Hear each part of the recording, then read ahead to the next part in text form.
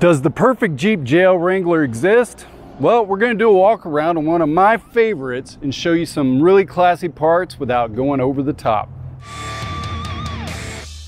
Hey everybody, it's Bubba with X's 4x4 and we build badass Jeeps. Well, today we're going to do a walk around on one of my favorite builds that we've had come through the shop, and that's this customer's 2020 Jeep Wrangler Rubicon.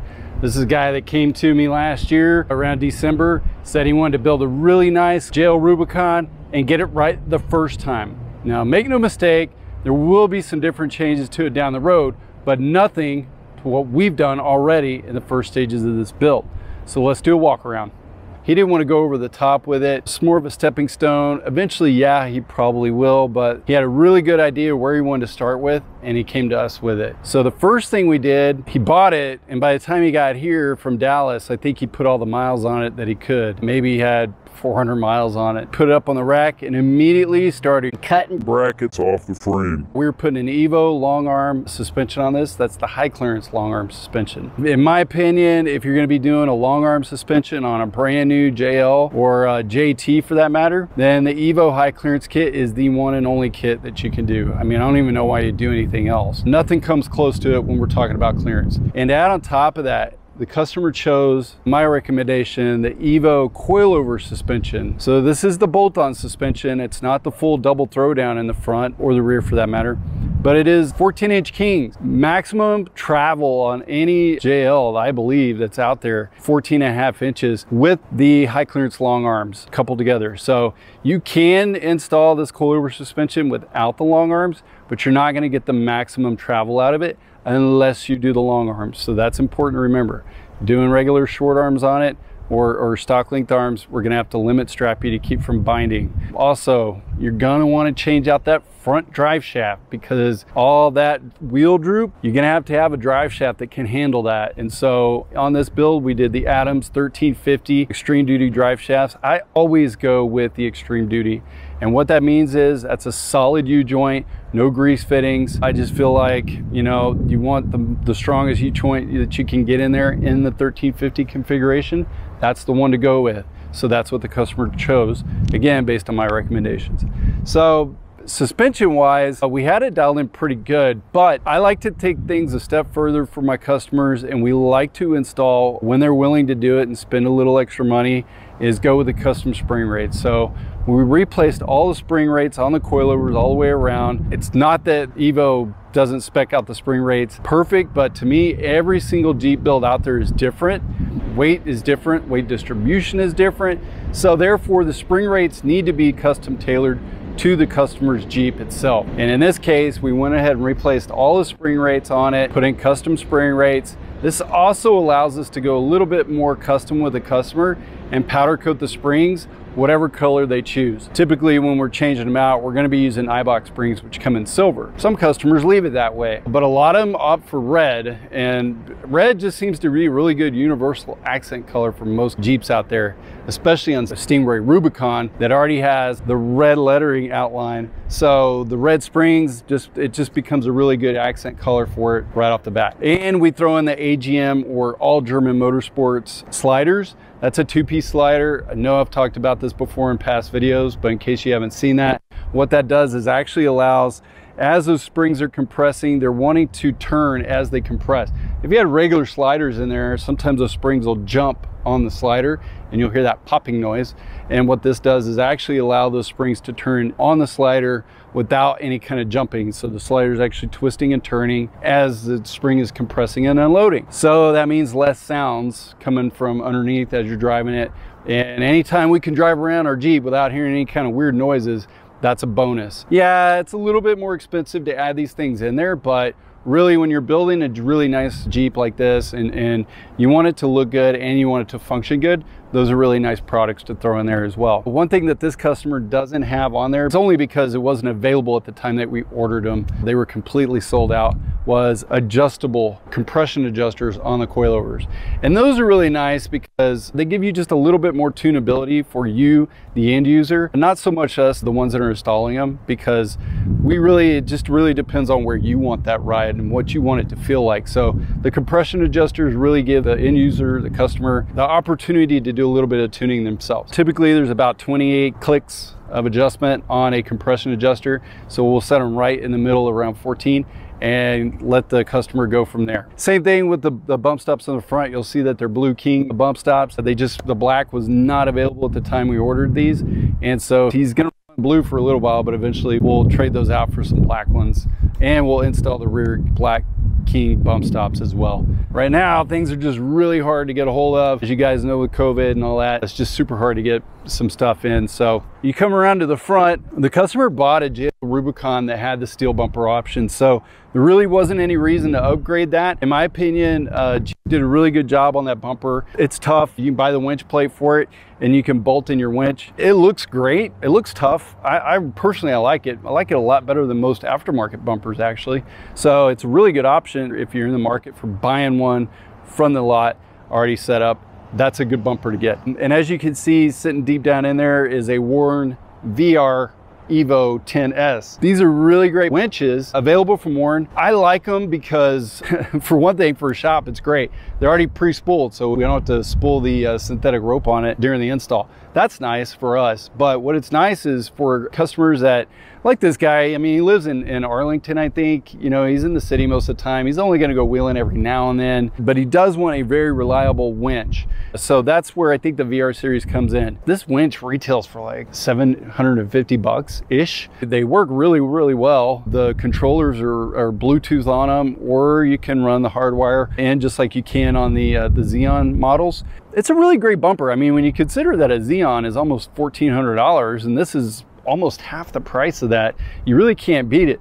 Now the original, the VR series winches, yeah, they weren't that attractive, but last year Warn came out with this winch and they restyled it and really made it look a lot like the Xeon. So it's a very attractive looking winch.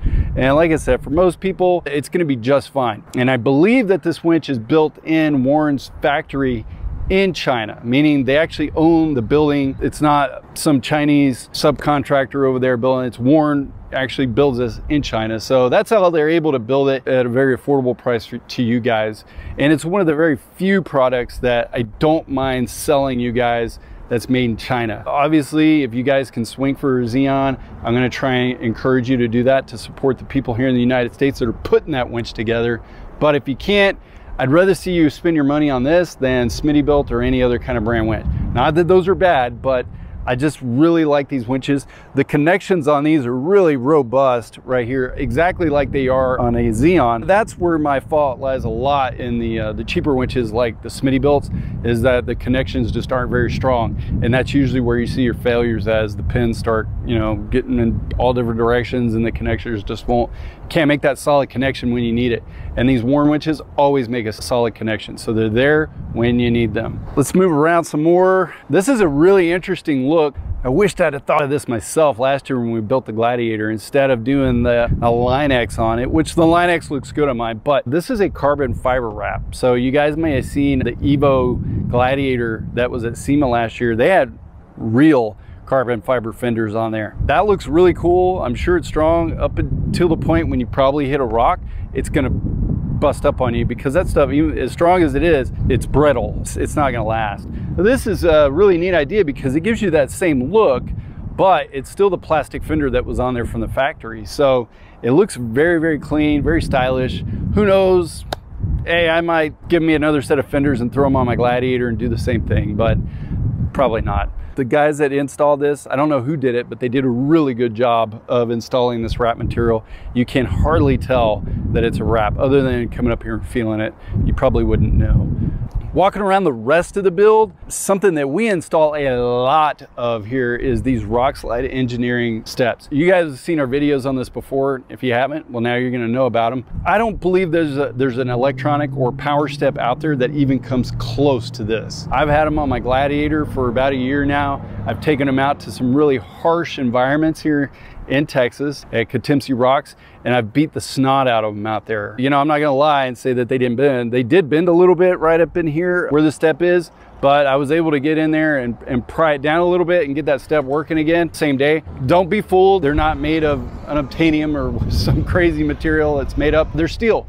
And if you go out there in a big heavy Jeep and you bounce on some really hard rock, they're gonna bend. But for the most part, any slider is going to bend when you treat them pretty much the way I do. For the money, for the way they look, I mean, they look great on the Jeep. So that gives you a nice platform to stand on for those of you that want not just a step, but kind of a two-piece step. You know, it's gonna swing down and open, you know, so then you also have, you know, for you shorter people, you can climb up there a couple different ways. In my opinion, that's just the best electronic or power step on the market that actually works as a rock slider. I've slid mine across a lot of hard rocks. They're still working fine.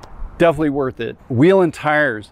This customer wanted bronze wheels. The Methods, you see them around a lot. They're really nice beadlock. I like the fact that they don't have a lip, so they can't hold water. I'm a fan of the KMCs because they have the drain holes in the ring. And these, you don't even need drain holes in the ring because the ring is flush with the inside of the wheel. So it's a very nice, clean look. It's very subtle, but it's yet still a beadlock. And of course, we wrapped it in our old favorites, the Nitto Trail Grappler.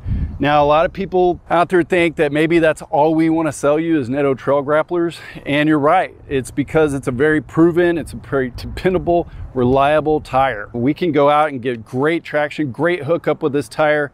In my opinion, I'm not going to say it's the absolute best tire out there, but it's one of the best that I've ever run on any Jeep. On my JK, you've seen the Maxxis Razors. Those are great, but the Nittos just seem to balance very well. They install well.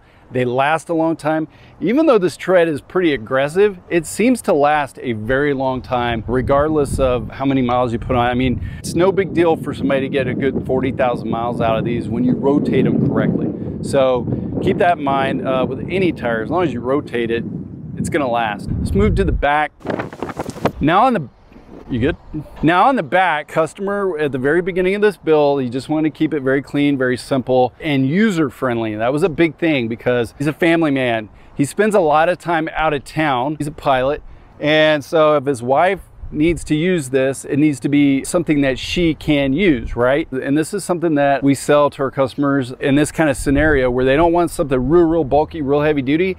This tire carrier right here. So this is the TerraFlex tire carrier. I think it's at the very far end of the spectrum for a 37, but it still works. Puts a lot of highway miles on this, not trail miles. These are nice because they're relatively inexpensive. I believe it supports the weight of the 37, but the nice thing about it is how easy it is to use it. If you needed to actually get your spare tire off, you just flip that lever down. You're gonna take the light off of there and unplug it right here. Very simple, and then you can unbolt the tire and take it off.